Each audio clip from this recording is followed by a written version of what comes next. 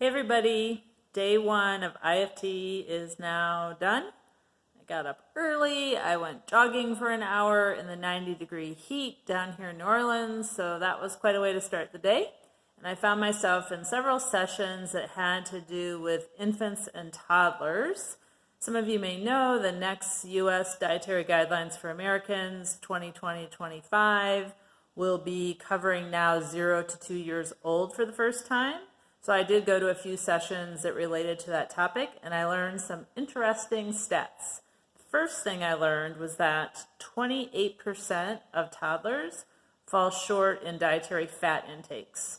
So 28% is a pretty high number. The dietary fat intake at that age would relate to brain development, so we don't want to mess that up at such an early age. So that's a bit of a concerning stat.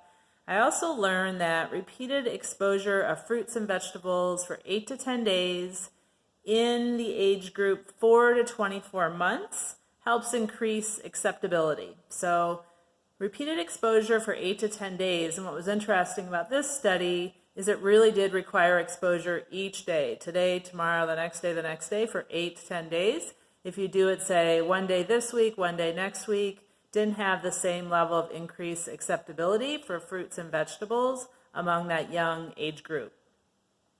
The other thing I learned about this particular age group is that the gut microbiome is, quote, mostly stable by age 3.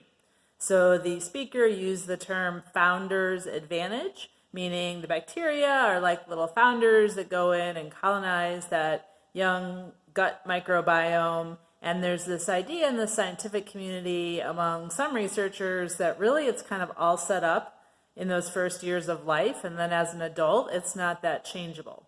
Now, other researchers I've heard say, no, it's a little malleable. You can modify it as an adult, maybe not huge swings. It still has a lot to do with what you did when you were young, but it may be a little more changeable than we think. So I think that's still a topic of debate on the gut microbiome.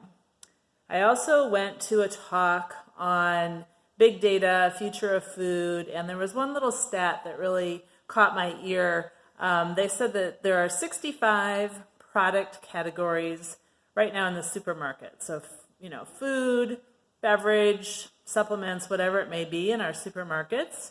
And 62 of those 65 categories, the incumbent no longer leads product sales. So meaning the big brand that we've known in whatever category, cereal, granola bar, whatever it is no longer the leader in terms of sales.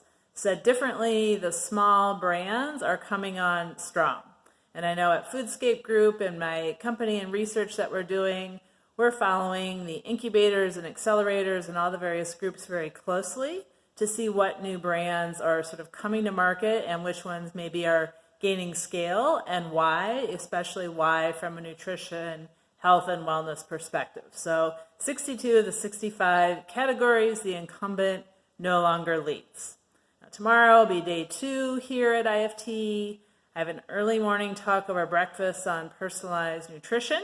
And then at 10:30 local time here in New Orleans, I'm on a panel on clean label.